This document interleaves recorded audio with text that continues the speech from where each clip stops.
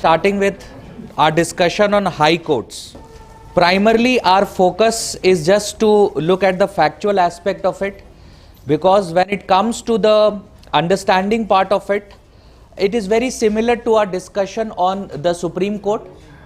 We have already seen how appointments takes place in Supreme Court, and if you remember, we had discussed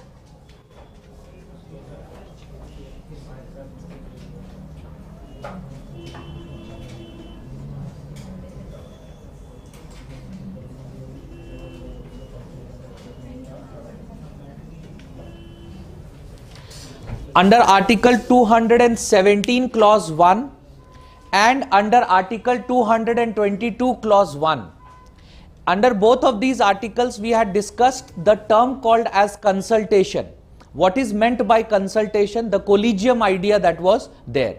We have completed our discussion on that. So Article 217, which deals with appointment of judges to the High Court. Similarly, Article 222 of the Constitution, we have already discussed this article. Then we have also discussed Article 215 of the Constitution. What is it?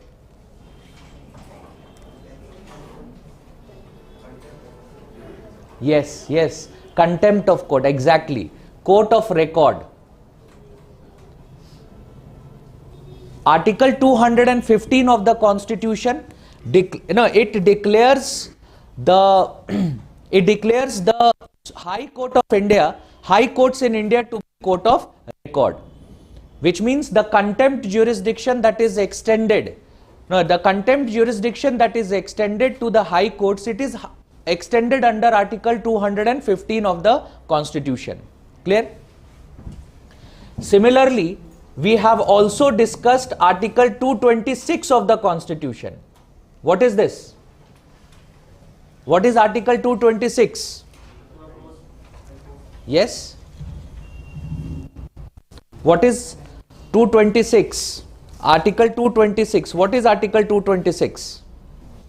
Writ jurisdiction.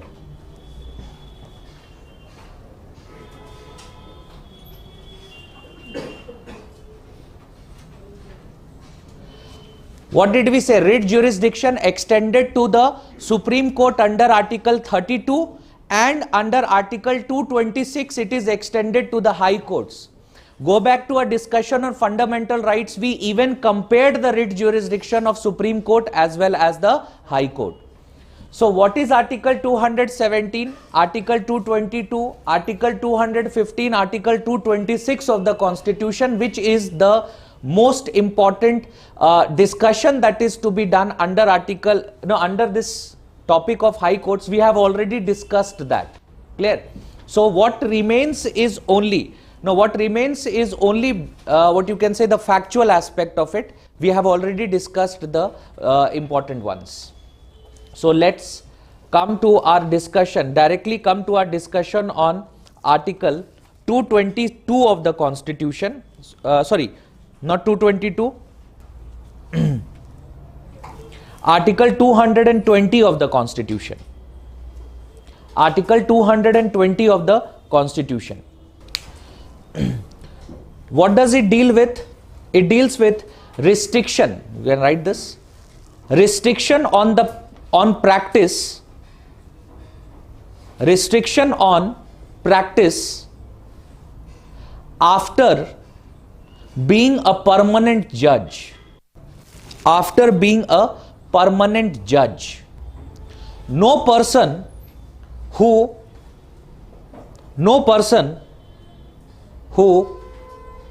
has held the office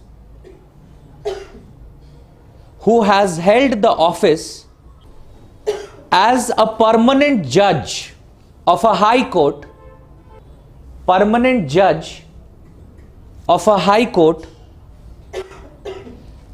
shall plead or act,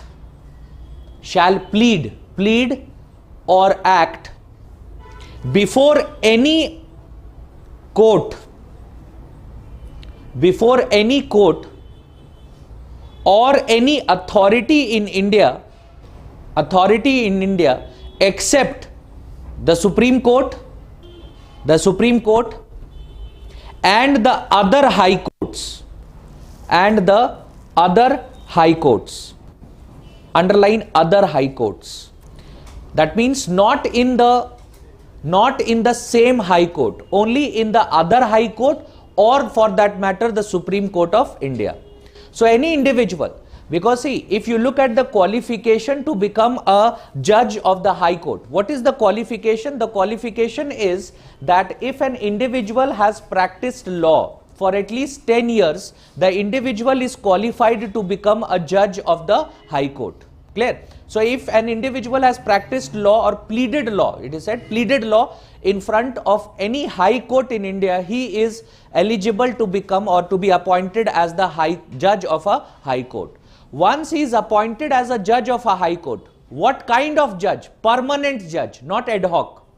Permanent judge. If he is appointed as a permanent judge, so now he can only plead if suppose after his retirement from office, if he wants to still practice law, in that case he can, but he can practice law only in the Supreme Court, or for that matter the other high courts, not any authority below that, or for that matter any other court. Next, appointment of additional and acting judges, Article 224. Appointment of additional and acting judges. Additional and acting judges. If by any reason of any temporary increase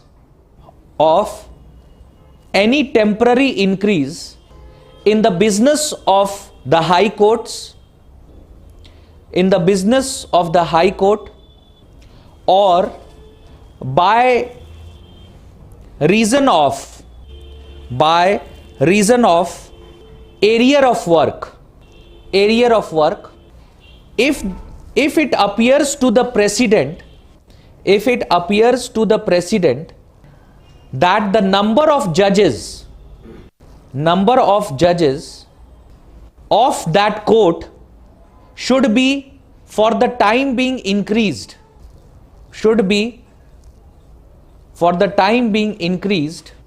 the president may appoint that number of judges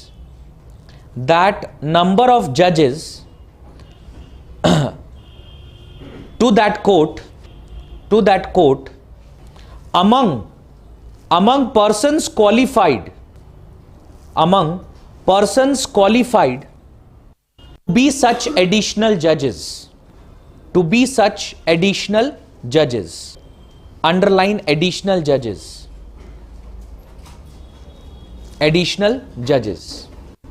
Next paragraph. When any judge of a high court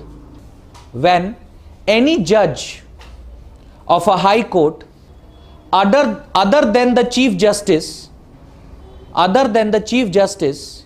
is unable to perform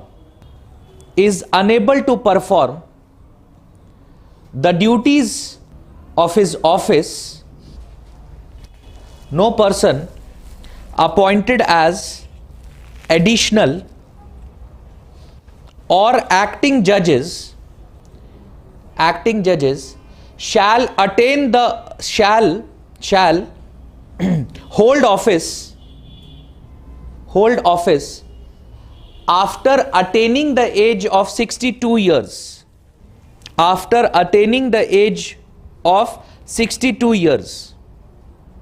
Next article. See, it is very simple. When we say additional judges, it can be appointed if there is an increase in the work that the High Court is facing. Who will appoint? The President. When we say acting judges are appointed only when there is a judge or there are number of judges who are not able to perform their duty. Additional judges can be appointed at any given point of time by the President if the President feels there is an increase in the work that is being done by the High Court. When can the acting judge be appointed? Acting judge can only be appointed if there is a judge or a number of judges are there who are not able to perform their duties, and they will continue in office only till the time when the judge resumes his office. Clear? This is acting and additional judges. Next, Article 224A. 224A, appointment of retired judges. Appointment of retired judges as sitting judges of high courts, The Chief Justice of a High Court, with the previous consent of the President, request a person who has held the office of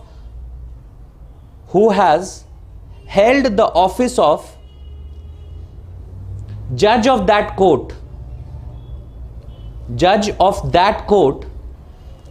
to act as the judge of the high court of that state. During this period, the individual will be entitled to such allowances as the President may determine.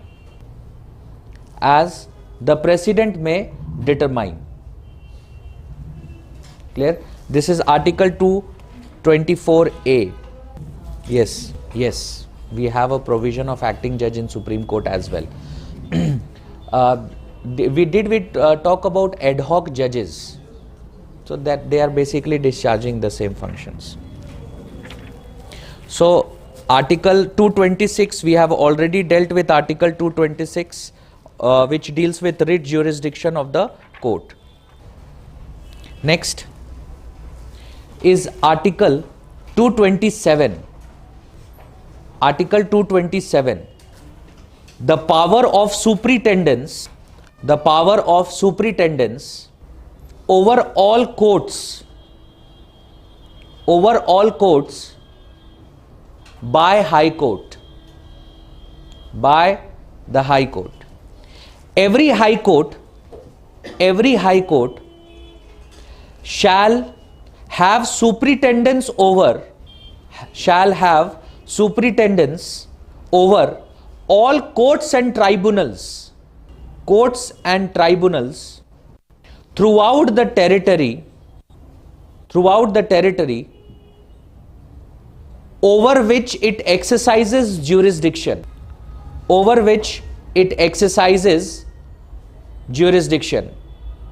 Underline here tribunal.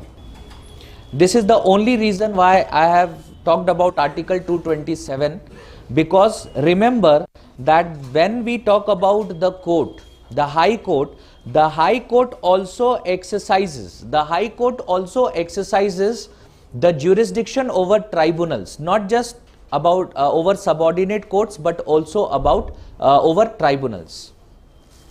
See, there was an article that I have not discussed, but in our discussion I have referred to an article of the Constitution called as Article 323A, which deals with tribunals. Article 323A says that if there is any requirement, in that case the Parliament might by a law create some tribunals. Now what are these tribunals? These tribunals are some special bodies, some special judicial bodies or some quasi judicial bodies. Now, why are we saying some special judicial bodies or some quasi-judicial bodies? Let's understand this very idea. See, if we go back to our discussion of what was rule of law. So going back to our discussion of rule of law said that the first provision was that every individual can, any individual cannot be punished until unless he has breached a law. Punished in body or goods until unless he has breached a law. Clear? And for your understanding, I actually simplified what was to follow there. Now you can understand the provisions. It said further, if you look at what Dicey had to say, Dicey had to say that any individual will not be punished except for a breach of law, and such a breach should be established in an ordinary manner in an ordinary court of law. In an ordinary manner in an ordinary court of law. Now, what is the meaning of this term? Ordinary manner in an ordinary court of law. Ordinary manner and in an ordinary court of law simply means there shall not be special provisions, first of all. That means you cannot come out with special provisions to punish an individual. You cannot do that. That is against the idea of rule of law. So ordinary manner. So the ordinary laws that are there, the ordinary procedure that is there, that is what is to be followed. And it said ordinary court of law. What is meant by ordinary court of law? The court of law like subordinate courts, high court, supreme court. These are ordinary court of law. Clear? And when we talk about the idea of rule of law, the idea of rule of law dictates this very idea that there should be ordinary court of law. It should be these ordinary court of law which should be responsible and should be they should be the ones who would be taking up this judicial functions. This is the British way of justice. This is the British idea, rule of law. Dicey's idea, it is the British idea. There is another way or another aspect of administration of justice which is followed in France. It is called as, in French it is called as droit administratif. For us it means administrative law. It means administrative law. Droit administratif means administrative law. What is the French idea? The French idea is that there will be two types of court. First will be a court wherein ordinary matters relating to ordinary citizens are being dealt with. And then there will be a different set of court which will deal with matters relating to administration. Matters relating to administration will be dealt with in a different, completely different court. Clear? So on one hand we have ordinary courts there, and then on the other hand we have what is called as administrative courts. There are administrative courts that are in existence there. British, specifically Dicey, was a critic of this idea. He said no, this should not be the case, because if this is the case, you are violating the rule of law. You are violating the rule of law. When we talk about India, in India, we have adopted both of these ideas. That is, we work in accordance to rule of law. In fact, no, the way Dicey conceptualized rule of law, he was wrong. But theek hai, no, we don't have to go in that much of a detail. So what we have done is we have taken up the British way. No person appointed as additional or acting judges shall hold office after attaining the age of 62 years. After attaining the age of 62 years. Next article. See, it is very simple. When we say additional judges, it can be appointed if there is an increase in the work that the High Court is facing. Who will appoint? The President. The President. When we say acting judges are appointed only when there is a judge or there are number of judges who are not able to perform their duty. Additional judges can be appointed at any given point of time by the president if the president feels there is an increase in the work that is being done by the High Court. When can the acting judge be appointed? Acting judge can only be appointed if there is a judge or a number of judges are there who are not able to perform their duties, and they will continue in office only till the time when the judge resumes his office. Clear? This is acting and additional judges. Next, Article 224A. 224A, appointment of retired judges. Appointment of retired judges as sitting judges of high courts, of High Court. The Chief Justice of a High Court,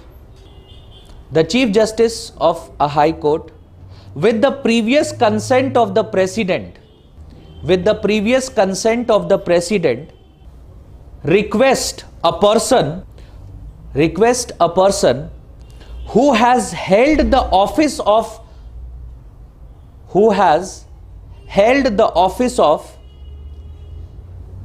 judge of that court,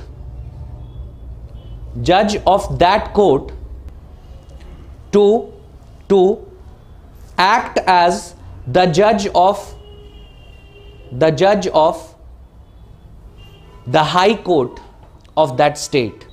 During this period, the individual will be entitled to such allowances as the President may determine.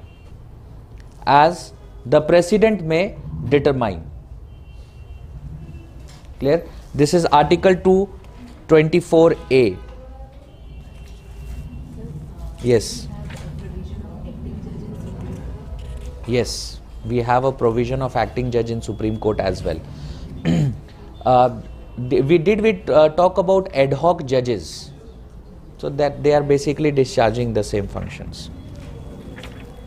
So Article 226, we have already dealt with Article 226, which deals with writ jurisdiction of the court. Next is Article 227. Article 227. The power of superintendence over all courts by the High Court. Every High Court shall have superintendence over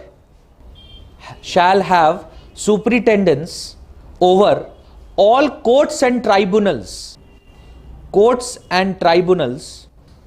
throughout the territory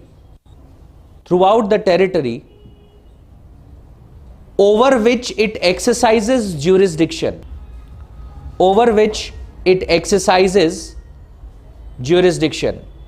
Underline here tribunal. This is the only reason why I have talked about Article 227, because remember that when we talk about the court, the High Court also exercises the jurisdiction over tribunals, not just about over subordinate courts, but also about over tribunals. See, there was an article that I have not discussed, but in our discussion I have referred to an article of the Constitution called as Article 323A, which deals with tribunals. Article 323A says that if there is any requirement, in that case the Parliament might by a law, create some tribunals. Now what are these tribunals? These tribunals are some special bodies, some special judicial bodies or some quasi-judicial bodies. Now why are we saying some special judicial bodies or some quasi-judicial bodies? Let's understand this very idea. See, if we go back to our discussion of what was rule of law. So going back to our discussion of rule of law said that the first provision was that every individual any individual cannot be punished until unless he has breached a law, punished in body or goods until unless he has breached a law. Clear? And for your understanding, I actually simplified what was to follow there. Now you can understand the provisions. It said further, if you look at what Dicey had to say that any individual will not be punished except for a breach of law, and such a breach should be established in an ordinary manner in an ordinary court of law. In an ordinary manner in an ordinary court of law. Now what is the meaning of this term, ordinary manner in an ordinary court of law? Ordinary manner and in an ordinary court of law simply means there shall not be special provisions, first of all. That means you cannot come out with special provisions to punish an individual. You cannot do that. That is against the idea of rule of law. So ordinary manner, so the ordinary laws that are there, the ordinary procedure that is there, that is what is to be followed. And it said ordinary court of law. What is meant by ordinary court of law? The court of law like subordinate courts, high court, Supreme Court. These are ordinary court of law. Clear? And when we talk about the idea of rule of law, the idea of rule of law dictates this very idea that there should be ordinary court of law. It should be these ordinary court of law which should be responsible and should be they should be the ones who would be taking up this judicial functions. This is the British way of justice. This is the British idea, rule of law. Dicey's idea, it is the British idea. There is another way or another aspect of administration of justice which is followed in France. It is called as, in French it is called as droit administratif. For us it means administrative law. It means administrative law. Droit administratif means administrative law. What is the French idea? The French idea is that there will be two types of court. First will be a court wherein ordinary matters relating to ordinary citizens are being dealt with. And then there will be a different set of court which will deal with matters relating to administration. Matters relating to administration will be dealt with in a different, completely different court. Clear? So on one hand we have ordinary courts there, and then on the other hand we have what is called as administrative courts. There are administrative courts that are in existence there. British, specifically Dicey, was a critic of this idea. He said no, this should not be the case, because if this is the case, you are violating the rule of law. You are violating the rule of law. When we talk about India, in India we have adopted both of these ideas. That is, we work in accordance to rule of law. In fact, no, the way Dicey conceptualized rule of law, he was wrong. But theek hai, no, we don't have to go in that much of a detail. So what we have done is we have taken up the British way of the same idea that we had discussed yesterday, how the Supreme Court has the authority to transfer cases. That authority is also there with the high courts. That's it. This is with respect to the high courts. Now give a subheading and write subordinate courts. See, Actually, if you look at your syllabus, in your syllabus there is a topic that has been mentioned there, called as quasi-judicial bodies. These are the quasi-judicial bodies, the tribunals that we are talking about. And obviously I will not get the opportunity to discuss each and every tribunal. So I have discussed the essence of what tribunals are. What you need to do is, you need to, when you are going through the newspaper, if you read about any such tribunal, just ensure that you have some legal understanding of it. That means when the law was passed, what is the basic composition of the tribunal, you should know that. And also understand what has been the role of that tribunal. So that particular issue itself, like I said, water disputes.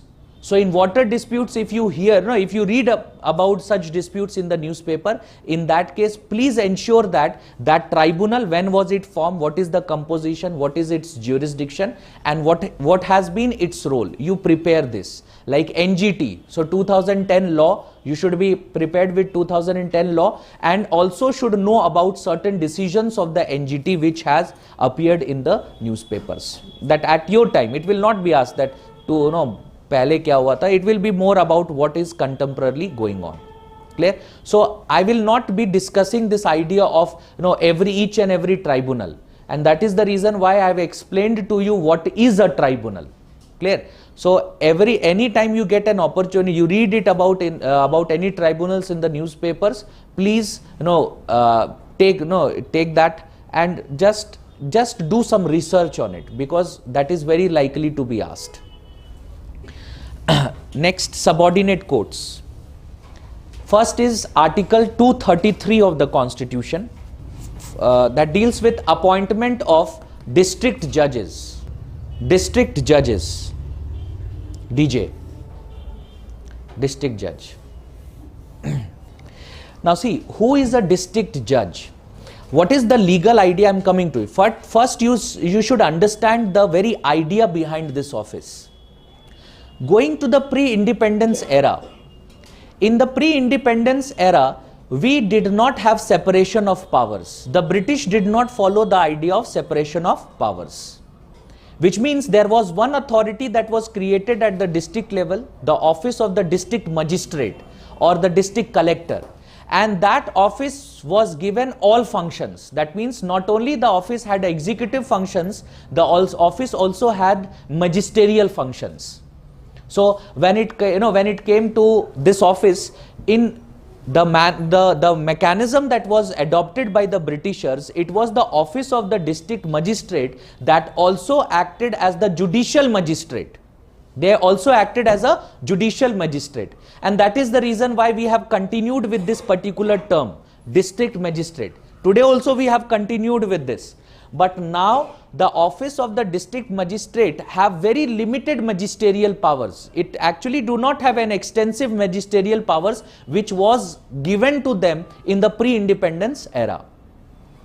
But with the post-independence and constitutionalization and the idea of the idea of separation of powers that we had adopted, it dictated that the executive should not have magisterial powers.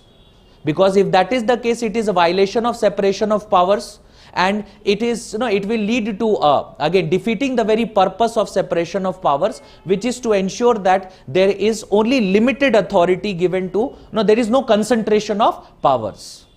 And to ensure that we properly implement the idea of separation of powers at the district level, we created a new body, a judicial body, and transferred the magisterial powers of the district magistrate to this body. Now that body is called as the district judge. It is called as the district judge. Clear? So at the district level, the magisterial powers that are there, it is enjoyed by this particular office called as the district judge. Appointment of district judges. Clause 1. Appointment of persons to be and the posting and promotion of district judges in any state shall be made by the governor of the state, shall be made by the governor of the state in consultation with the high court, in consultation with the high court exercising jurisdiction in such state, exercising jurisdiction in such state. Underline this: consultation with the high court, consultation with the high court. Clear? Next, clause 2. A person not already in the service of the union, not already in the service of the union or of the state, shall only be eligible to be appointed as a district judge, if he has been for not less than 7 years an advocate or a pleader,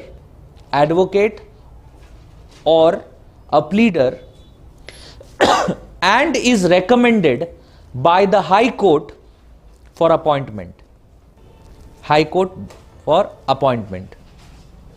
Clear?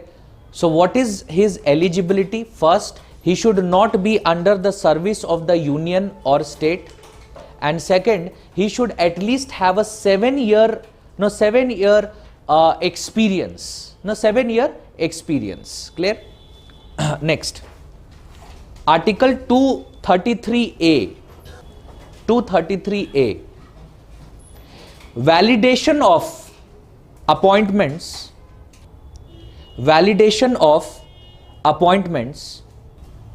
of and judgments delivered by district judges.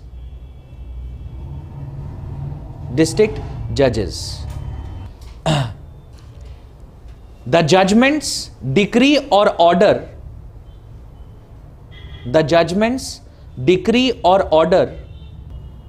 of any court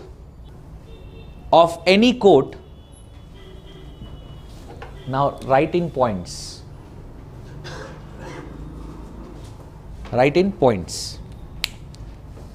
No appointment of a person already in the judicial service of the state, or of any person who has been for not less than 7 years an advocate or a pleader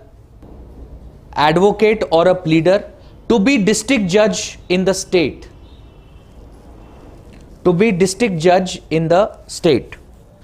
Second point, no posting, promotion or transfer of any such person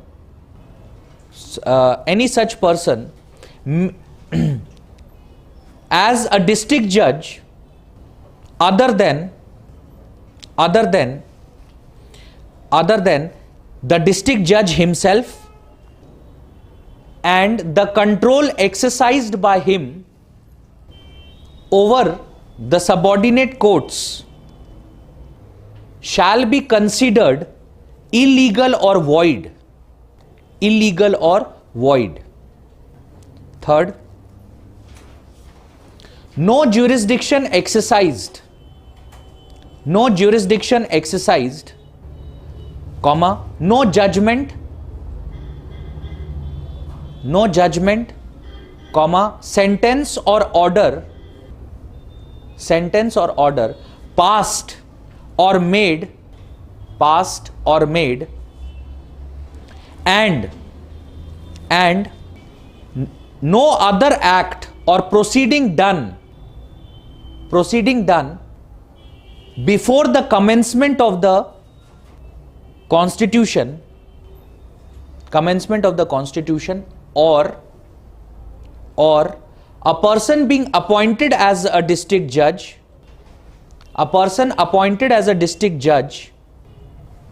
shall be deemed to be illegal or invalid. Next, Article 234. Recruitment of persons other than district judge.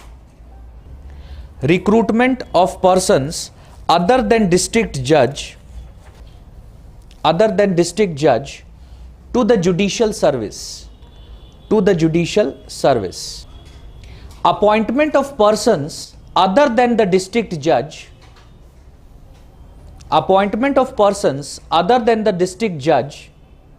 shall be made by the governor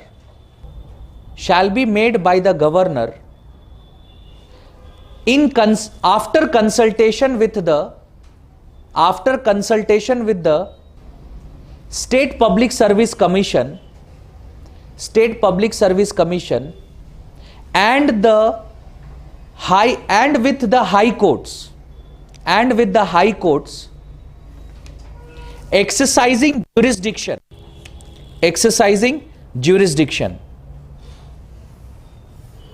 Clear? This is the about subordinate courts. The important is Article 233 and Article 234. You should absolutely be aware of how recruitment is done at the lower level. Clear? So in judiciary, when it comes to subordinate courts, like when we talk about the recruitment of judges at the subordinate court level, how will it be done? It will be done by the governor. So the governor will appoint the individual, but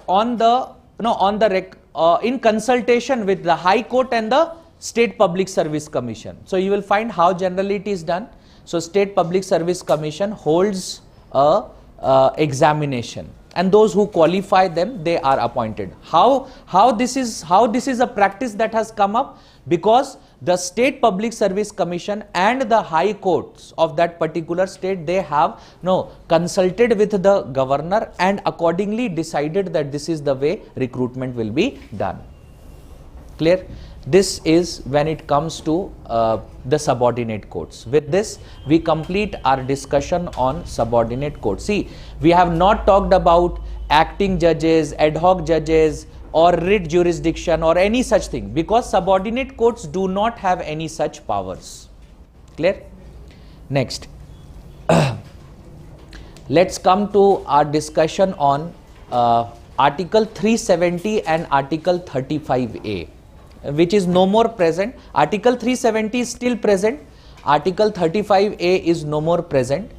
But we should have, an understanding about what it was, or why the government of India decided to do away with it, and what were the provisions that were used to amend Article 370 of the Constitution. We should have at least a particular understanding of it. Let's start with Article 35A first, then we'll move to Article 370.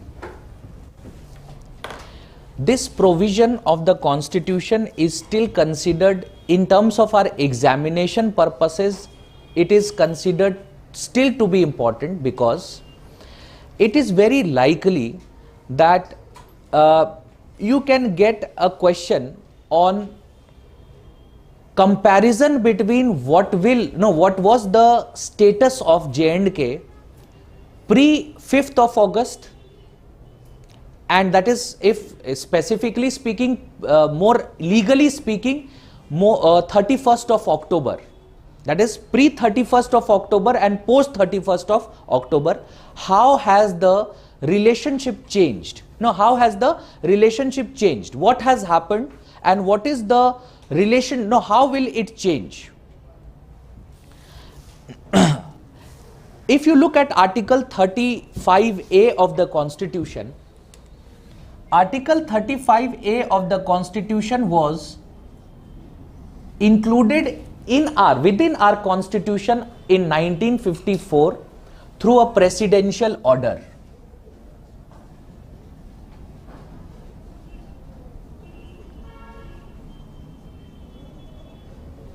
Through a presidential order, which means the Constitution was not amended to include Article 35A.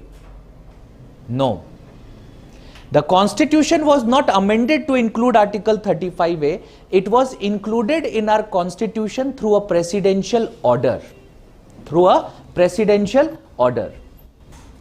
And the validity of Article 35A, which was being questioned, it was being questioned on this very ground, that it is a part of our Constitution, but it was included through a presidential order. And this is not what is prescribed in the Constitution. The Constitution prescribes that any change that has to be brought in the Constitution, it has to be brought in through a constitutional amendment that is passed by the Parliament, or through a law that is made by the Parliament if there are some changes for which there is no need for a constitutional amendment. Some changes can be made in our Constitution and there is no need for a constitutional amendment for it. This is what is being prescribed. This is what is prescribed in the Constitution. So how can you bring about or include a provision in the Constitution through a presidential order? This is where the constitutionality of it was something that was it was being questioned. But let's understand what Article 35A of the Constitution was about. Article 35A of the Constitution, it said that in the state of J&K,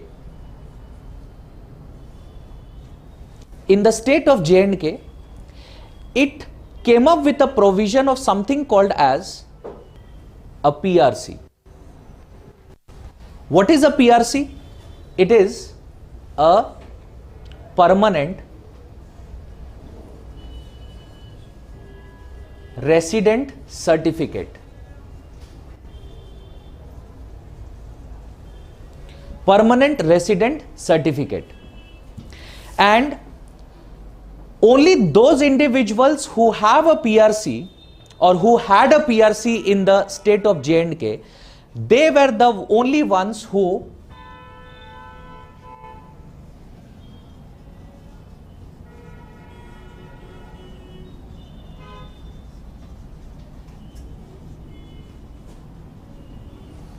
were given land rights and property rights there. That means the right to settlement.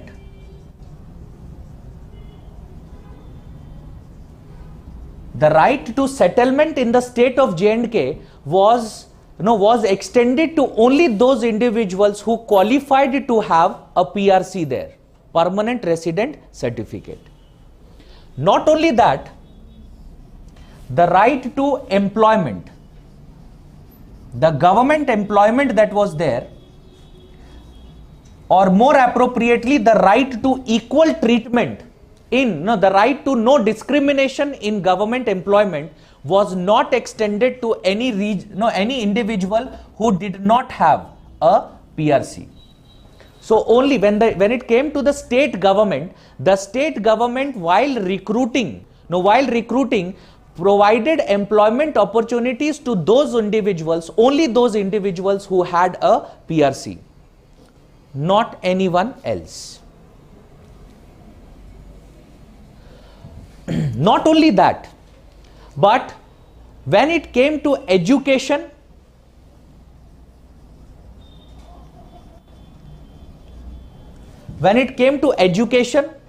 as well as government scholarships,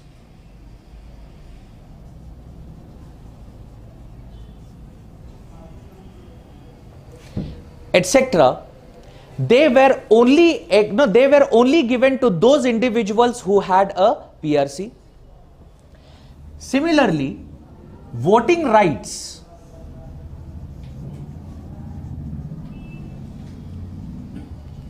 voting rights were also extended to only those individuals who had a PRC. Clear? So any individual in the state of J&K not having not having a PRC were not given these rights. Even when it came to educational institutions, you will not automatically get, what you can say, admissions in such educational institutions. And you had no right, as a citizen, we had no right, except if you are a PRC holder in the state of J&K, you had no right to get any such, what you can say, facilities that were there, or it was restricted. So if you wanted admission in Jammu University, or for that matter, studying in any state-run institution, it was given only if you had a PRC, and there were some criterias that were there. If you were not a PRC holder, in that case you will have the right to get admitted there only if you have studied in the state of J&K from a certain age, etc., etc. These were certain criterias that were brought. Clear? The second idea is, who is this PRC holder? What was the definition of an individual being qualified to get a PRC? The definition was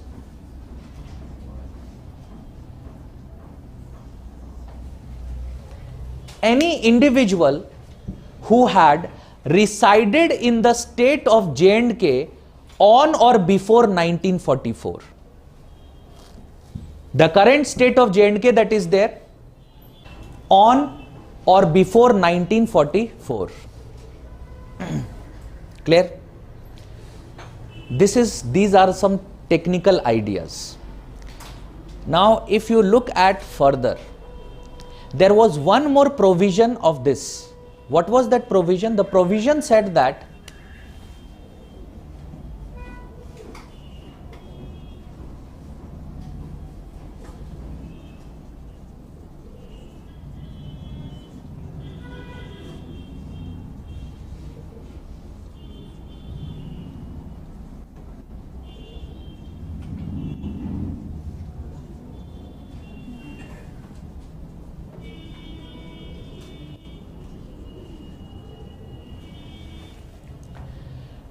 women who married outside, that means if they were PRC holders and they married outside, they married outside the state of J&K, anywhere else in any other state, in that case they are going to lose their rights.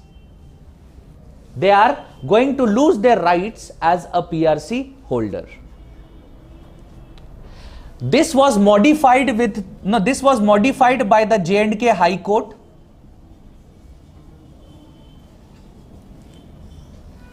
This was modified by the J&K High Court, and the modified version of it was that the women, the individual who marries outside the, women marrying outside the state of J&K, they are not going to lose their PRC rights. But such PRC rights will not be extended to their children. Such PRC rights were not extended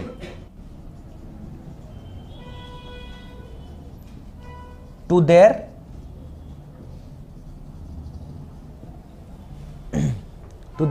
children. Initially it was this, that any woman who marries outside the state of J&K is going to lose her right. So now she loses again her land rights, or employment rights, or education, any such rights that were there, it was lost.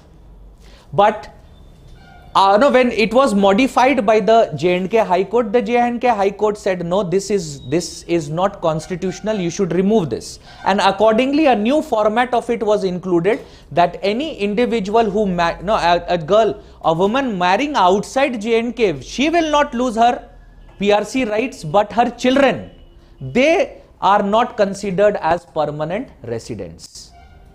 Clear? Understood this idea? Interestingly, This was not the case for men. It was only for women.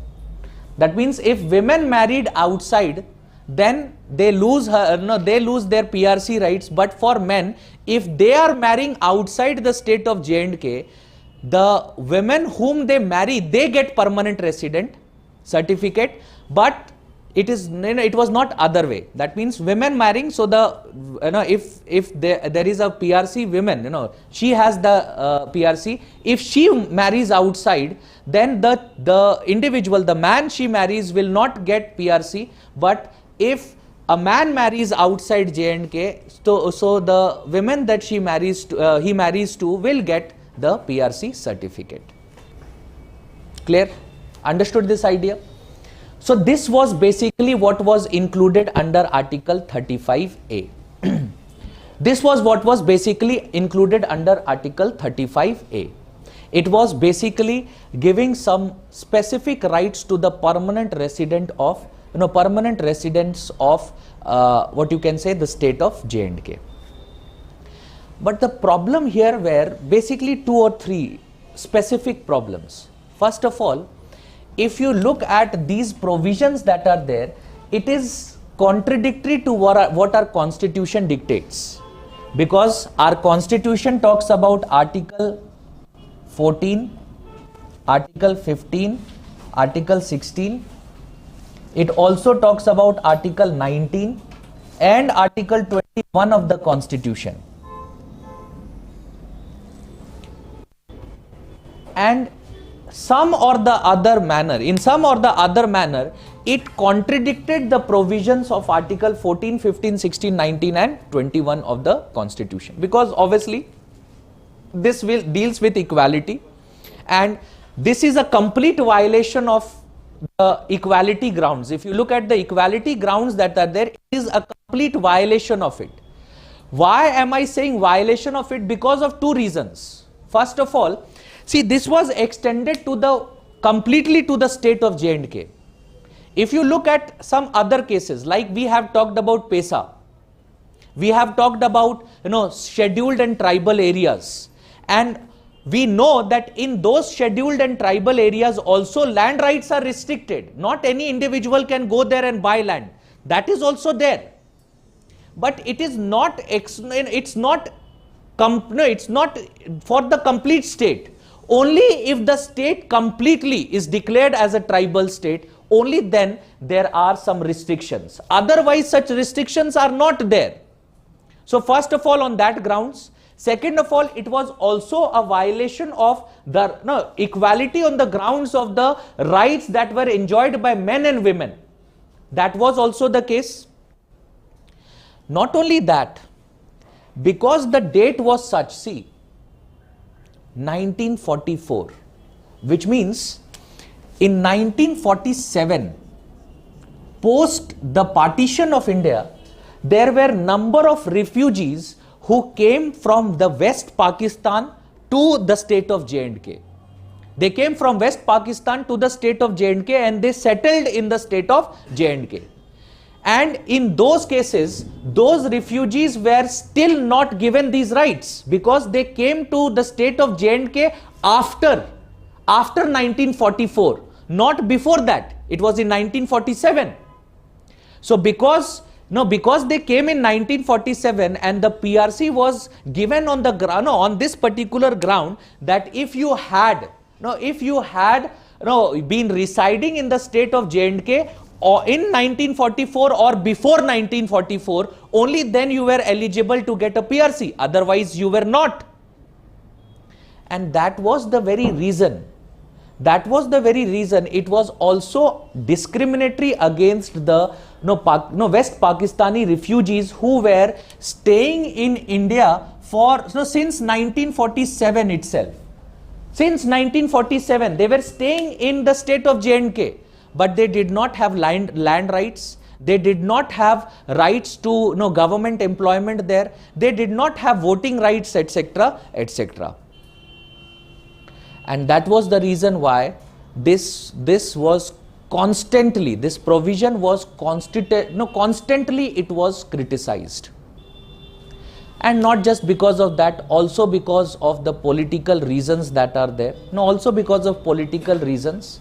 That is the case because of the kind of political situation that was there, the manner in which the political parties had used Article 35A of the Constitution. It was not that this, such provision does not exist for any other state. If you look at Article 371 of the Constitution and specifically with respect to Nagaland, now have you read yesterday's newspaper? Did you find an article on Naga Peace Accord? So follow that. It is going to be finalized. So it's very important that you follow that news. So in that particular state also, there are some provisions that are included under Article 371. We had talked about special powers of the governor, and if you see, if you go through that, you will find that yes, this is a very similar provision that exists in the state of Nagaland as well. It includes, it is in there, like, land rights are restricted, etc., etc. But Nagaland is a tribal area. It's a tribal dominated area. It's a tribal area, unlike the state of J&K. And also because of the kind of political situation that was there in the state of J&K. So what happened was Article 35A has been now repealed from the Constitution. Clear? Understood this? Now these rights, these restrictions that were imposed, these restrictions are not there. From 31st of October, what is 31st of October, do you know?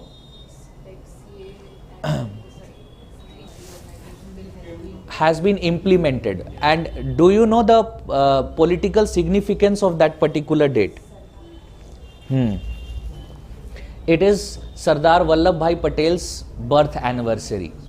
So because he was considered to be the one who was responsible for integration of India, so they politically they chose this particular date also, 31st of October. Interestingly, 31st of October was also the date on which Indira Gandhi was, she was assassinated on that very date. Clear? So this date, since this particular date, Article 35A of the Constitution is no more in existence.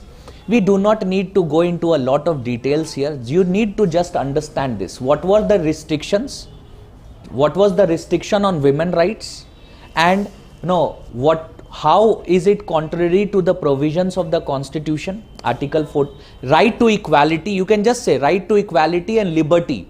Right to liberty that we have, they were being violated, and this has been now been amended out of the Constitution. They can any violation that was there, it can be fundamental rights. If their fundamental rights are being violated, they could approach the Supreme Court as well. They still have PRC. It is completely a failure of the government and the court.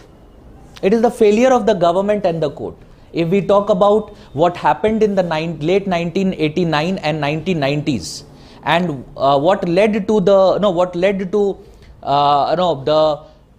migration of the Kashmiri Hindu Pandits to other parts of the country, it was a failure of state. It is a failure of state, and also the failure of judiciary, because it was not appealed in the Supreme Court, and the Supreme Court took a very parochial view of it. The Supreme Court went to an extent wherein it said that jo ho gaya ho gaya. Jo ho gaya, and it is in the past. This should not have been done by the court. This should not have been done by the court. It is a complete failure of the government and the failure of the state. Complete failure of the government and the failure of the state.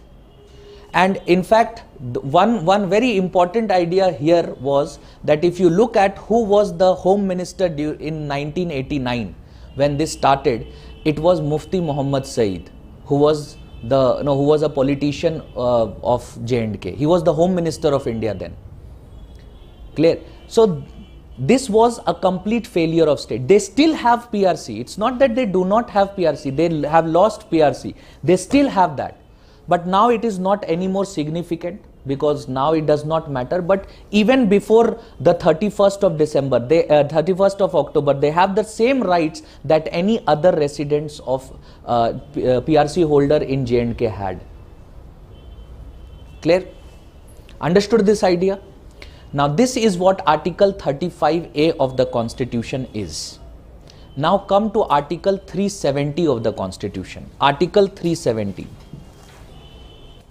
Now, before actually writing anything about Article 370, let's understand what was the political relation between the state of J&K and the Union of India pre or during the period when Article 370 of the Constitution was not amended, that is again pre 31st of October. Let's look at the relationship between the Union of India and the state of J&K. The relationship between Union of India and the state of J&K can be best seen in this way if we say that what exists, the relationship that exists was a relationship that is in between, that exists between a state and between the federal government in an ideal federation.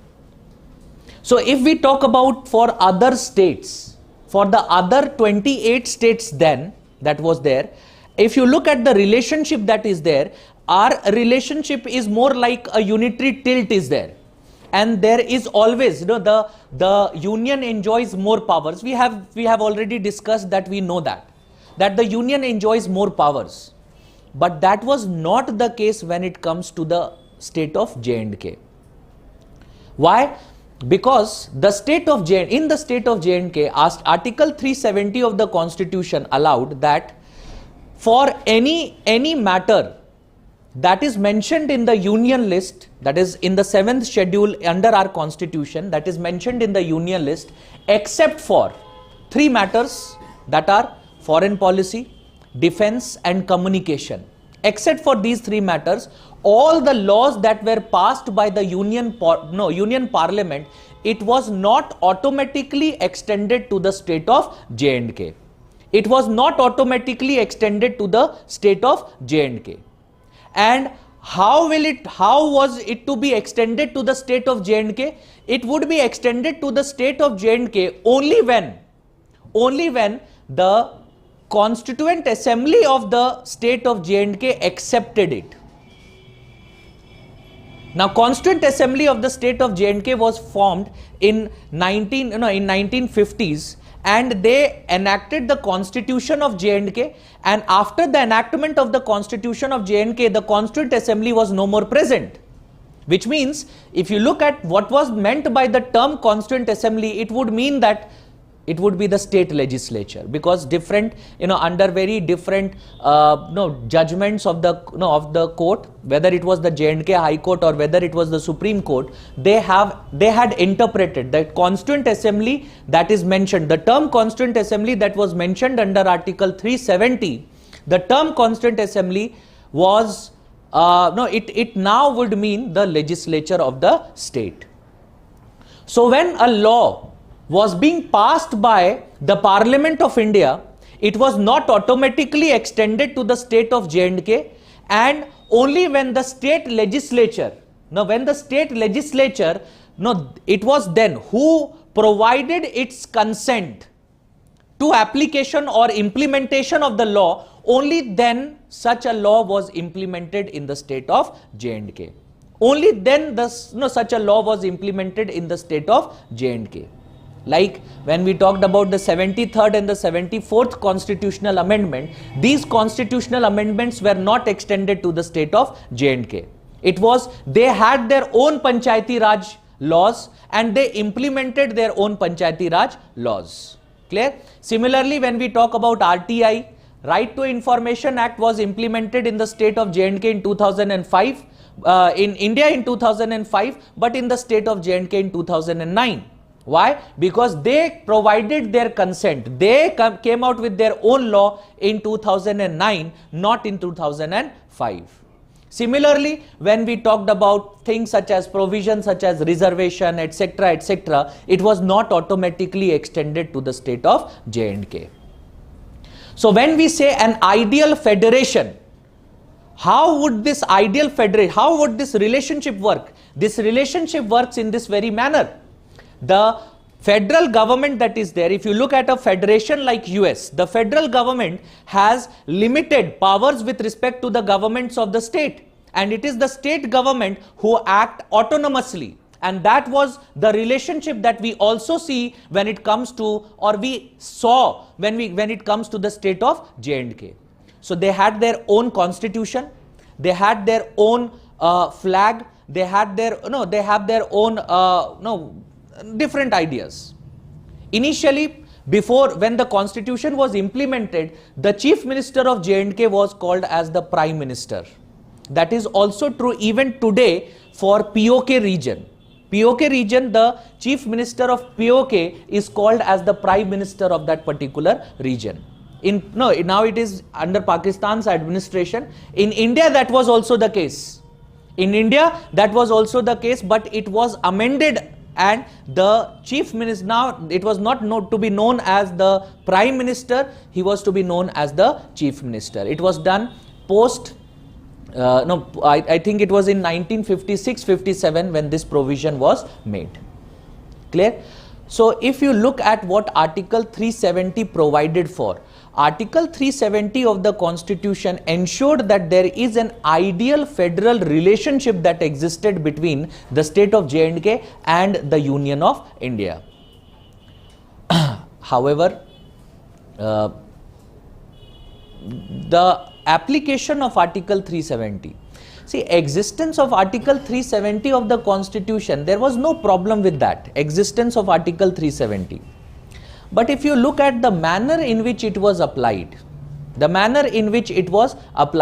political developments that happened because of it, that was something that led to, what you can say, there was a political opinion that was created since 1950s itself, that Article 370 of the Constitution, until unless we give up Article 370 of the Constitution, there will not be a proper integration.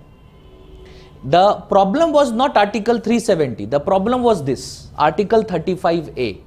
Article 370 of the Constitution only provided some autonomy to the state of J&K. The manner in which that autonomy was being used, that was the problem.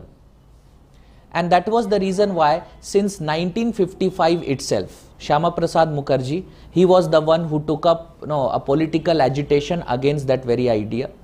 Now, initially to enter into the state of J&K, there was requirement of a visa. You required a visa to go there, and he was the one who said, no, this I will not do that. And he went to the state of J&K without a visa. He was arrested because of that. He was put in jail, wherein he died also. He was the one who was considered to be an ideological founder of the BJP. And since 1950s itself, that is since the Jan Sangh days, when BJP is the precursor party to BJP was the Jan Sangh. And since the Jan Sangh days, they had a part of their manifesto included this very idea of doing away with two constitutions, two flags. They said, दो एक देश में सिर्फ एक विधान और एक संविधान, ठीक है, एक विधान एक संविधान, एक विधान means one law, एक संविधान means one constitution. Clear? So they disagreed with this. They disagreed with this idea, and when Atal Bihari Vajpayee, and it's not new that they talked about Article 370 and Article 35A of the Constitution. It was something that was very much a part of their political manifesto since the BJP was formed, that is in 1980 when it was formed. 1980 it was created after the Janata Party that came to power, and after when the Jan Sangh actually supported Janata Party against Congress, but by 1979 it was not able to. The coalition, there were number of individuals, everyone wanted to become the Prime Minister of India, so it could not work out. So by 1979, the Janata Party, it broke into number of factions that were there. And by 1980, in 1980, the BJP as a political party, it came up, it was formed. And it for the first time it contested elections as a political party in 1984. It had only 2 seats then. It was able to win only 2 seats. One of them was Atal Bihari Vajpayee, and there was some other individual who won 1 seat. It was in the background of assassination of Indira Gandhi, so there was emotions attached to the elections that happened, and that led to 404 seats which was won by Rajiv Gandhi. And that day they got only 2 seats that particular elections. But they included this idea in their political manifesto. When Atal Bihari Vajpayee became the Prime Minister of the country, he also very much included this idea of doing away with Article 370. So he was asked that, you do not favor this. What do you think? Will you take up any action against this idea? He said that, see, because I am running a coalition government, people have not voted in favor of the BJP. They have voted in favor of a coalition government, and the coalition politics or the coalition dharma that is there, it does not allow me to act against Article 370. So he could not. And when the BJP returned back to power in 2014, they had absolute majority. And this time it was very likely that from the very first day the Prime Minister was talking about Article 370, and when this time they returned back to power, they had that kind of, last time it was they had absolute majority, but it was very touch and go.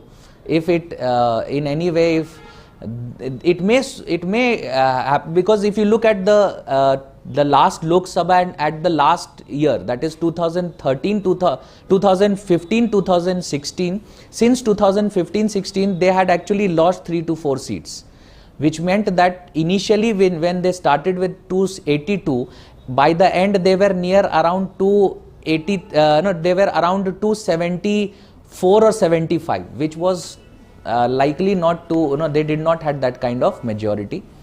But when they returned back to power, so they promised in the political manifesto that they are going to do away with Article 370, and they have actually amended Article 370. Article 370 still exists in the Constitution. It has not been repealed. Article 35A of the Constitution has been repealed. Article 370 still exists. It has been amended. It has been amended. Let us look at Article 370 in its original form. What is Article 370 in its original form? And then we will come to what has been the amendment there. Article 370. It is, the title of Article 370 is Temporary Provisions with respect to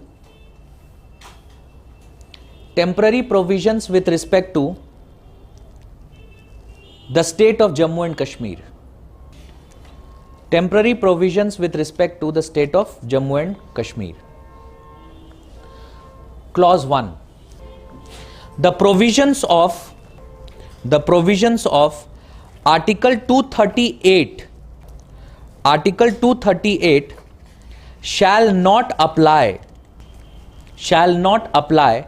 to the state of J&K,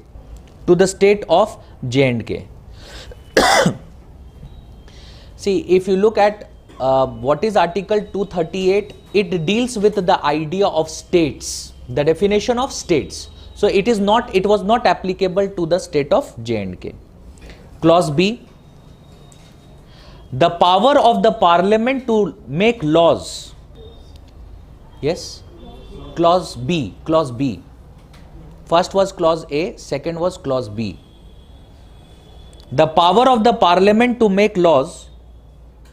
The power of the Parliament to make laws for the state shall be limited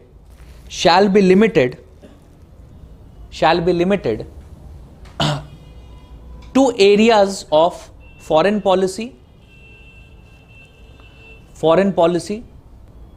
defense and communication, and such other matters such other matters in the union list will apply to the state with the concurrence of the government of the state, as the president may by order specify,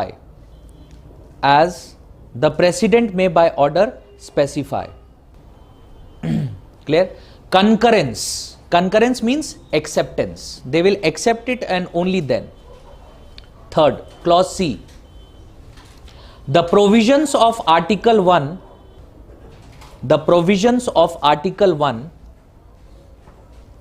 shall apply to the state. Clause D. Any other provision of this constitution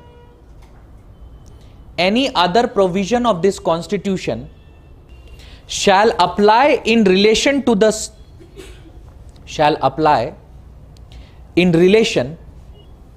that state subject to such exceptions and modifications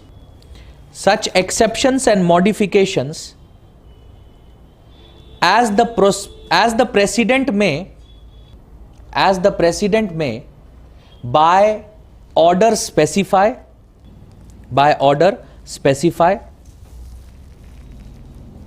provided no such order will include any matter referred to in the union list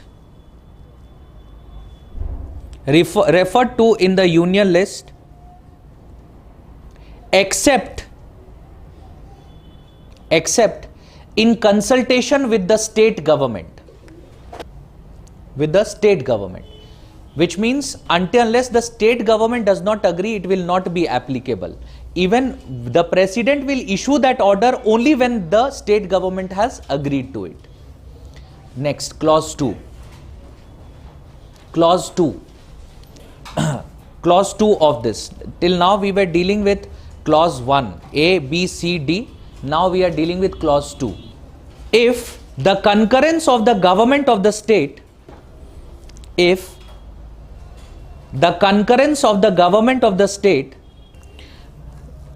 or with respect to any matter mentioned in the union list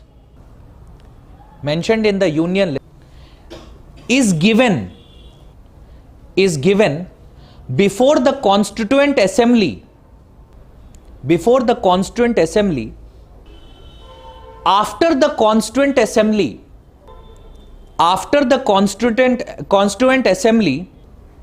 is dissolved,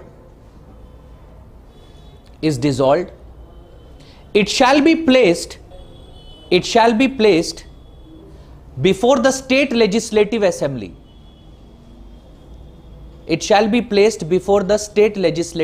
assembly. Which means constituent assembly, it does not exist because 1957 constitution was made. Since then it is no more applicable, no more there. So then constituent assembly would mean the state legislative assembly. Finally, the third provision, the most important one, clause 3. The president may by a public notification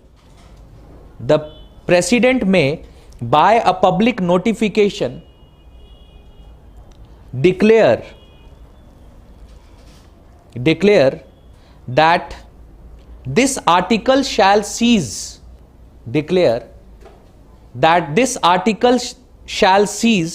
to be operative or shall be operative only with such exceptions and modifications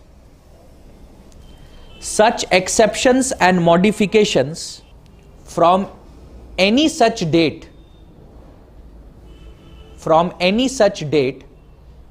that he specifies, provided that the recommendation of provided that the recommendation of the constituent assembly of the state shall be necessary before the president issues any such notification. Now see what has actually been mentioned under Article 370 clause 3.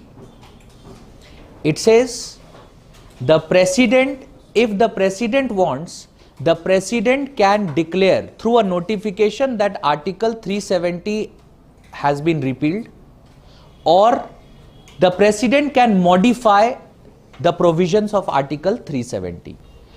What has been added? Provided to issue such a notification. Before issuing such an order or notification, the Constituent Assembly will ratify it or will accept it. Clear? Now let's see how Article 370 of the Constitution, technically what Article 370 clause 3 means. Article 370 clause 3 means that the Constituent Assembly of the state of J&K, when the Constituent Assembly of the state of J&K, they accept that Article 370 should either be repealed or should be modified, it will be modified, and accordingly the president will issue a notification to modify it. But the Constituent Assembly of the state should ratify it before accept it before any such order or notification is issued. Clause 2 says that the Constituent Assembly means the Legislative Assembly of the state. Article 360 of the Constitution says what? Article 360 of the Constitution says that, Article 356 of the Constitution talks about what? It talks about President's rule. And during President's rule, what is the Legislative Assembly of the state? It is the Parliament. The Parliament has the power. The Parliament gets all the power of the Legislative Assembly of the state. So any law that is to be passed for even a state, it has at that particular time it will be passed by the Parliament of India. Clear? Now, Section 93 of the J&K Constitution talked about a provision called as Governor's Rule, which is not there under our Constitution. Indian Constitution does not talk about any provision called as Governor's Rule. In the state of J&K, what happens is, if there is a breakdown of constitutional machinery, so before imposing President's rule, there is a 100-day period that is there in which President's rule is not imposed, Governor's rule is imposed. Clear? So first, on the breakdown of constitutional machinery, Governor's rule is imposed, and after the 100 days, after completion of 100 days, if the Governor rules has to be extended, that is, the breakdown of constitutional machinery or political instability has not been resolved, in that case, then the President assumes the power. Automatically, it is not assumed by the President, it is assumed by the Governor of the state. And after 100 days, after expiry of 100 days, it is assumed by the President. Clear? So what happened? So what happened was that in the state of J&K, when elections were held, I think it was in 2015 or 16, elections were held in the state of J&K. No political party did get majority then, and two political parties, that is the PDP led by then Mufti Muhammad Saeed and the BJP, they came into a coalition. And formed the government there, which continued for some time, but Mufti Muhammad Saeed passed away in between that. So for a specific period, again governor's rule was imposed. Then after around 60 odd days, the BJP and the PDP again, this time led by her daughter Mehbooba Mufti, she became the chief minister and the BJP government supported Mehbooba Mufti. It continued for some period and then the BJP withdrew from the coalition. Because BJP withdrew from the coalition and PDP no more enjoyed the confidence of the Legislative Assembly of the state, governor's rule was imposed. Governor's rule was imposed. And in the state of J&K, when the governor rule is there, that is for 100 days, Legislative Assembly is not dissolved. Legislative Assembly is still, it still continues. And that is what happened. Legislative Assembly continued for 3 odd months, that is 100 days. And on the 100th day, after the expiry of 100 day, the governor of the state recommended that the president's rule will be imposed. As soon as the president's rule was imposed, now the powers of the legislature, now the Legislative Assembly is dissolved and now the powers is shifted to the parliament. And then Article 370 clause 3 of the constitution was used, which said that the president will issue a notification after the Legislative Assembly has agreed to it.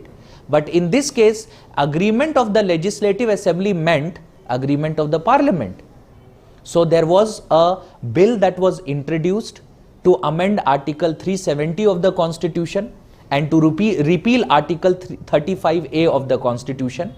And Article 370 of the Constitution, accordingly, the bill was passed in the Rajya Sabha on 5th of August and in the Lok Sabha on I think 6th or 7th of August it was passed. And the president gave his assent on the same day and issued a notification which said that on 31st or till post 31st, on 31st of October, the Article 370 will cease to exist, or the modified version of Article 370 will come into effect. And all these provisions, that is union list, only defense, communication, etc. that is there, all these things have been amended from Article 370. It exists. It still talks about, the title remains the same, temporary provisions with respect to the state of J&K. But it no more has any effective autonomy which was provided by the constitution under Article 370 to the state of J&K. That autonomy has been taken away. Article 370 was amended. Why? Because during this particular period, it was the parliament who had to pass a law, and it was the parliament who agreed to this. And in both the houses, that is in the Rajya Sabha, in the Lok Sabha, in both the houses, the majority that the government got was more than 2/3 of the majority, which was not required. Only a simple majority was required. But when voting was done in Rajya Sabha, out of the 200 members that were attending the Rajya Sabha when this was being passed, it was I think it was around 125 votes that were in favor of amending Article 370, and in the Lok Sabha it was 370. It was 370 votes which were in favor of amending Article 370 of the Constitution. So that is how Article 370 was amended. Clear? And the basic idea here is that from 31st of October 2019, the ideal federal relationship that was there between the state of J&K and the union government, it ceases to exist. It ceased to exist. But along with that, because Article 3, now see, Article 370 said that Article 1 is extended to the state of J&K, but Article 3 was not. Which means if you go back to the very first few classes, we discussed Article 3, which talked about how the territory, area or name of the state can be amended. So once Article 370 was amended, which means now J&K was like any other state, no special status, no autonomy, it was done away with. Now because it was like any other state, so Article 3 was extended to the state of J&K. Automatically Article 3 was extended to the state of J&K. And because of that, there was a J&K reorganization bill that was introduced alongside, simultaneously alongside amending Article 370 and repealing Article 35A, which was to divide the state of J&K into two and making the coming up with a UT of J&K and a UT of Ladakh. So now with the reorganization bill, not only was the ideal federal setup taken away, but the J&K, because it was a state, it would still have enjoyed autonomy, not what it was enjoying under Article 370, but it would still have enjoyed autonomy, because it would be like any other state and all the provisions will be there. So there will be a governor, there will be a legislative assembly, and all these things will be there. But what happened post the reorganization bill was that the statehood was also taken away and it was made a union territory. It was made a union territory. And when we say a union territory, it means that now, as the name itself suggests, union territory, which means now the power of the parliament, that is there, it automatically extends to that particular state. Not only does the power of the parliament extend to the state, though J&K has been created as a UT with legislature, but we have seen what is the case with Delhi.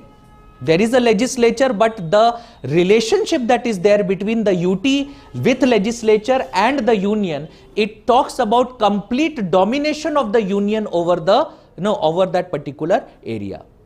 And along with that, the powers of, specifically when it comes to the powers with respect to law and order, now that power is now shifted to the union, and the state will not, the UT will not have that particular power, which is the case with Delhi as well. So now the J&K police that is there, that used to be there, now that J&K police will work under the directions of the Union Home Ministry, not under the state.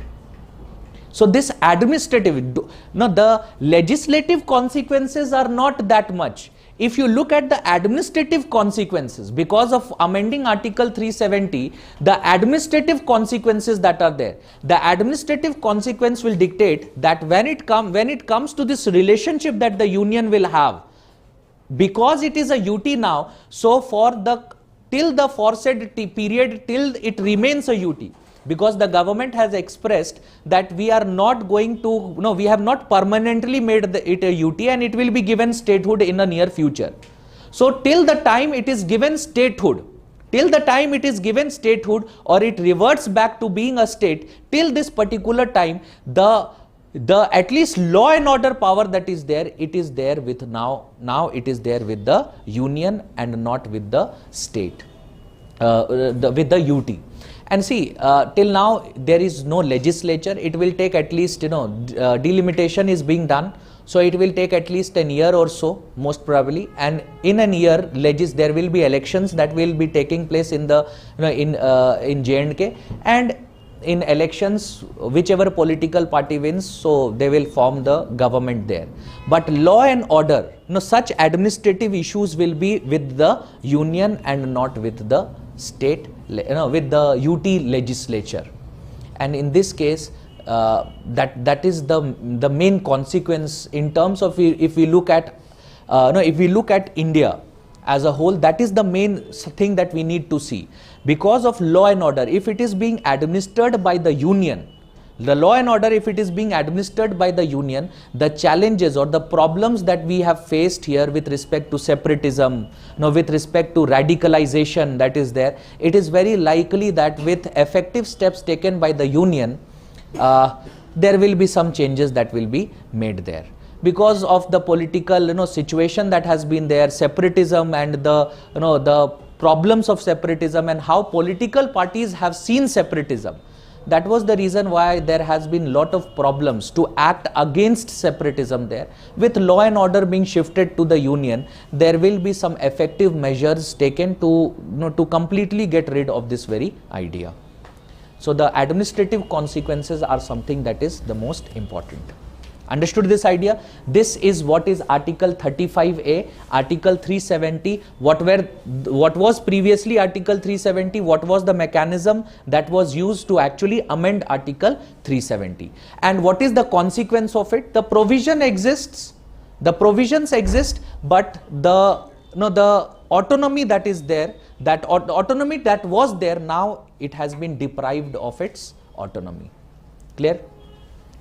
Now come to Article 148 of the Constitution. Give a subheading, right? Comptroller and Auditor General. Comptroller and Auditor General. So let's discuss the office of the Comptroller and Auditor General. That is CAG. Now, Comptroller and Auditor General mentioned under Article 148 of the Constitution. So let us first discuss what is Article 148. Clause 1. There shall be a CAG who shall be appointed by the President, who shall be appointed by the President and appointed by the President and shall only be removed from office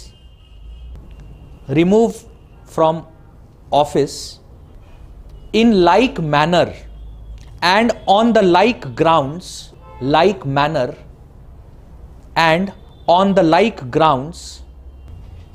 as a judge of the Supreme Court. Judge of the Supreme Court. Underline this. Manner and grounds of the judge of the Supreme Court. In brackets, write, not in the pleasure of the President. Not in the pleasure of the President. So, though the Comptroller and Auditor General is being appointed by the President, but he is being removed in the manner as the judge of the Supreme Court, which means he does not work on the pleasure of the President. Like is the case when we talk about Article 75 and Article 311 of the Constitution, which we know, civil services, relating to civil services, Article 310, 311, if you remember, we have already discussed that. So Article 75 also talks about pleasure of the President, that is minister, individual ministers are working in the pleasure of the President, and the Article 310 and 311 which talks about the civil servants working under the pleasure of the President. But that is not the case with the Comptroller and Auditor General. He does not work on the pleasure of the President. Clear? Clause 2. Every person who is appointed as the CAG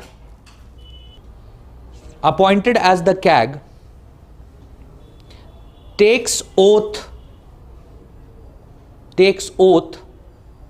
as mentioned in the third schedule.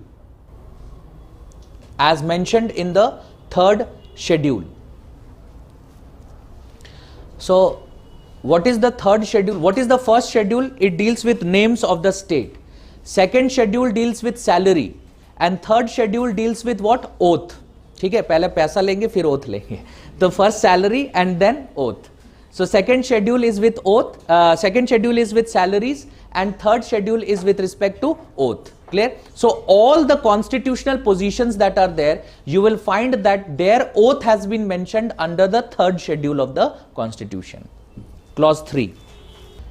The salaries and other conditions of service, of the CAG shall be determined by the Parliament by a law.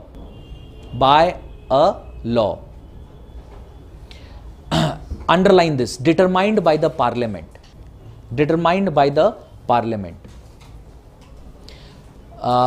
Two things that you need to understand here, which you can write in brackets.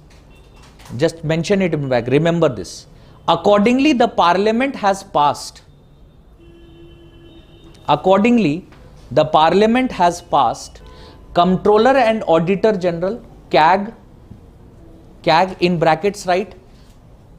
Powers, duties and functions. Powers, duties, functions.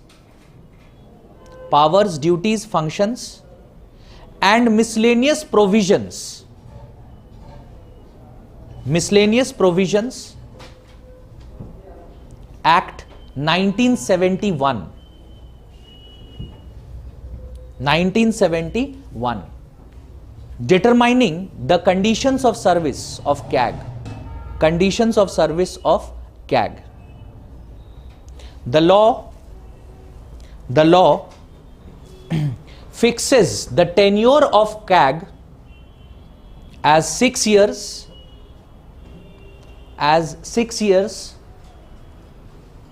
or until the age of 65 years, whichever is earlier. 65 years, whichever is earlier. Whichever is earlier. Clear? So, see, the Parliament determines what is the conditions of service of the Comptroller and Auditor General. It has not been mentioned in the Constitution. It is determined by the Parliament. Clear? And this tenure that is there, it is not mentioned in the Constitution. Accordingly, it has been determined by the Parliament. There is a 1971 law which talks about what will be the duties of the Comptroller and Auditor General, what will be the powers, and what will be the conditions of service. All miscellaneous provisions have also been mentioned there. What does this mean?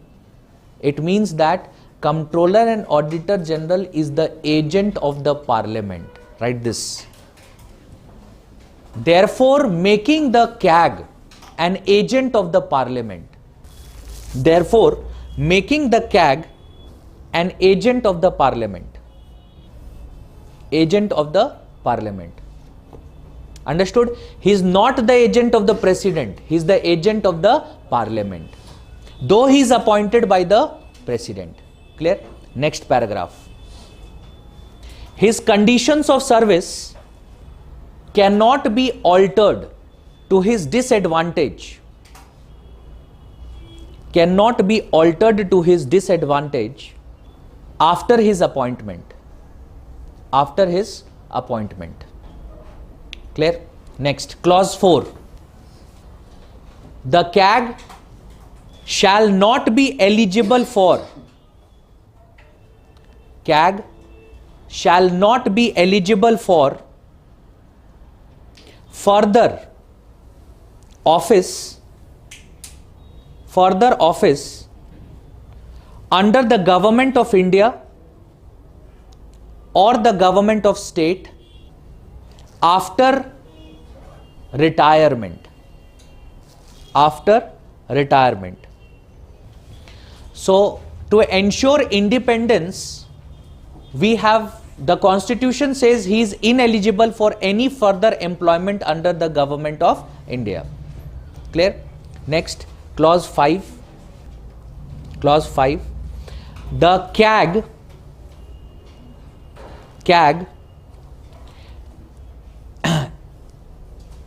is to recommend the President on the conditions of service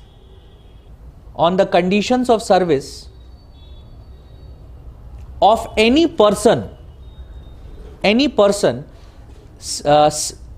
serving in the Indian Audit and Accounts Department. Indian Audit and Accounts Department. Next, sixth, clause 6. The administrative expenses of CAG and any other person serving under this office shall be charged on the Consolidated Fund of India. Shall be charged on the Consolidated Fund of India. We know what is the meaning of charged expenditure as well. Finally, Article 151. Article 151.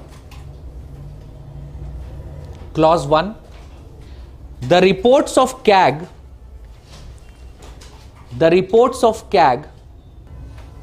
relating to the accounts of the union,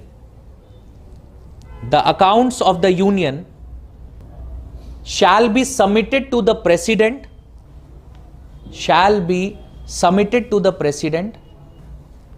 who shall cause them to be laid,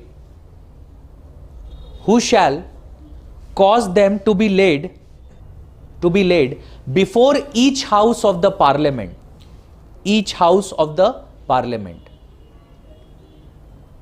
Clause 2. The reports of CAG relating to the accounts of the state,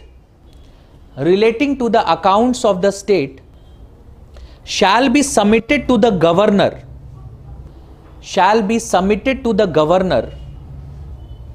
of the state,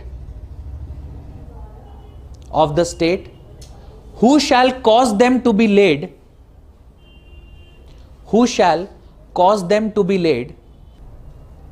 before the legislature of the state.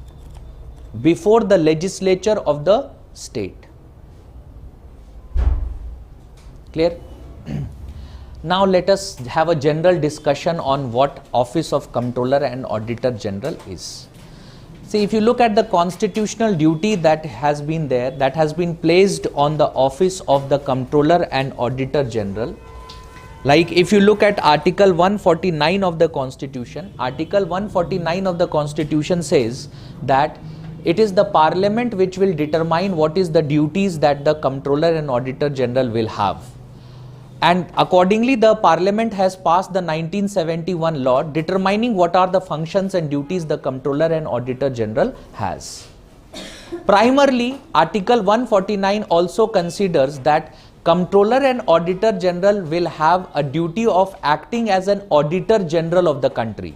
So it will do what? It will audit all the accounts of the union as well as the accounts of the state.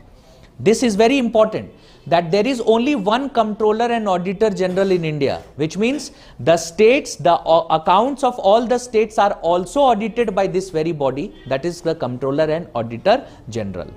Clear? So Comptroller and Auditor General appointed by the President does not work under the pleasure of the President and is to be removed in the manner on the same grounds as the judge of the Supreme Court. The Parliament determines what are his conditions of service, and to ensure this, to ensure his independence, his conditions of service are not altered to his disadvantage after his appointment. The expenses of the office is charged on the Consolidated Fund of India.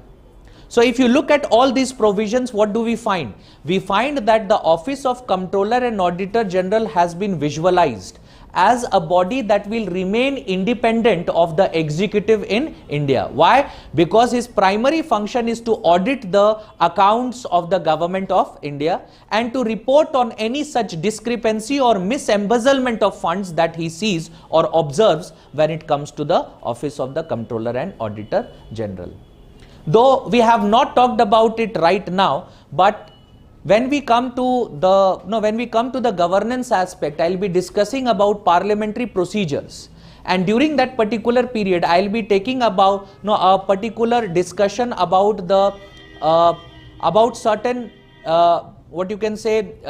parliamentary committees that are formed, including the members of the parliament. There are some parliamentary committees that are formed. One of those committees are called as Public Accounts Committee, the PAC. And the report that is submitted by the Comptroller and Auditor General to the President, that report is laid down before both the houses of the Parliament. As soon as it is laid down, it is referred to the PAC, Public Accounts Committee. And the Public Accounts Committee is responsible for scrutinizing the report, understanding the report. And then what happens is, they, on the report of the CAG that has been submitted, they simplify the findings or observations of the report and present it in the both the houses of the parliament. And in that particular report, if the CAG has observed any misembezzlement or for that matter lack of economies of expenditure, etc., it is reported there. On the basis of the report of the CAG, the Council of Ministers is questioned about how they have taken the expenditure of public funds in India. Thereby, this is the reason why you have mentioned it as an agent of the parliament. It helps the parliament doing what? It helps the parliament to keep a check on the Council of Ministers, that is the executive. And we know that parliament has one of this job to ensure the accountability of the Council of Ministers. And this is how they do that as well. So he is called as the agent of the parliament.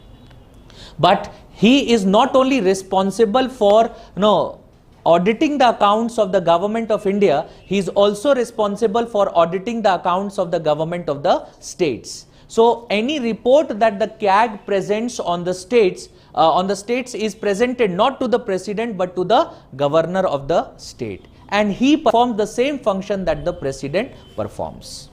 Clear? This is ensuring the accountability of the executive.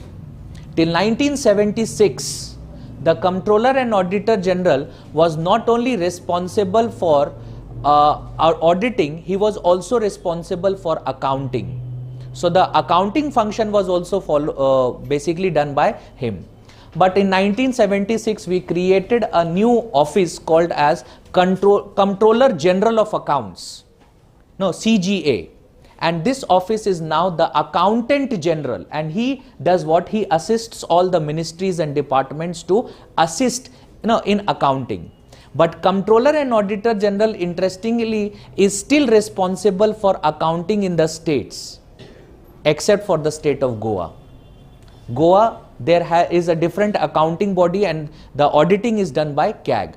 But for the rest of the states in India, not only auditing but also accounting is the responsibility of Comptroller and Auditor General.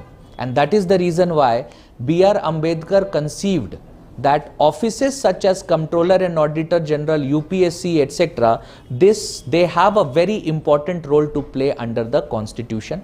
Like UPSC, the Public Service Commissions are responsible for upholding the merit system in India, and Comptroller and Auditor General is to ensure financial propriety of the Government of India as well as the Government of the state. Clear? There is one more discussion that is left in Comptroller and Auditor General, but I will be taking that up when I take up accountability and control in governance. So when I come to governance, then I will be taking that particular idea up. Clear? We have completed our discussion on all the important provisions of the Constitution with the Comptroller and Auditor General. There is one more article called as 280, but dekh lena. Okay. I have basically whatever is mentioned in Article 280, I have already discussed it under Article 243S, which deals with State Finance Commission. So I have already dealt with it there. The most important aspects I have already dealt with it. But go through Article 280 because 15th Finance Commission has been formed and 15th Finance Commission's recommendations are due.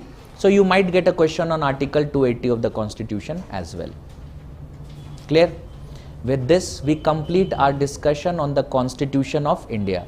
See, I have not discussed the schedules of the Constitution, but Schedule 1, 2, 3, Schedule 10, Schedule 11, Schedule 12, Schedule 7 and Schedule 8. I have discussed this. तो बच ही क्या जाता है फिर, ठीक है? So I have discussed those schedules as well. Please go through these ideas. These are the questions that are asked in polity. If you have understood for the last around 2 months time with a holiday of 25th to 2nd जो वो छुट्टी थी आपकी, we have for the last 2 months discussed the Constitution of India and anything that is relevant, any provision of the Constitution that is relevant, we have discussed that. But there are some evolving topics that always comes up, like with the coming up of Naga Peace Accord, Article 371 of the Constitution will be in news. What I would like you to do is just go through that. ठीक है? What I could have done that today, but फिर वो spoon feeding है. ठीक है, and you are not kids any more, ठीक है, तो स्कूल नहीं है, इसीलिए what you need to do is any topic that appears in the newspaper, and if I have not dealt with it, if I have dealt with it, obviously you will understand that, and most of the things I have already dealt. But if there is any particular article that has been referred in the newspaper and I have not dealt with it, the first reaction that you should have is going through the particular article. So just see what that article relates to, or search it on the net. Internet, there are various websites which details the specific provisions of the constitution. Go through that. First do that. Once you understand that, then your responsibility is to read that particular article and get the basic what you can say the basic ideas about why it is in news. If you follow this very simple provision, simple idea, any question that appears in your mains examination, you will have the answer to it if it is a constitutional question. Whether it is related to amendments, whether it is related to cases, or whether it is related to constitutional articles, you will have the answer for it. Because like 2015 there was a question, 2016 mains examination, the question was asked on 69th Constitutional Amendment Act.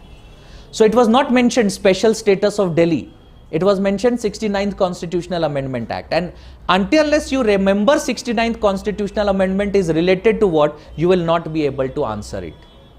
Clear? So you have, whatever I have discussed in the class, the first thing that you should do is just go through it.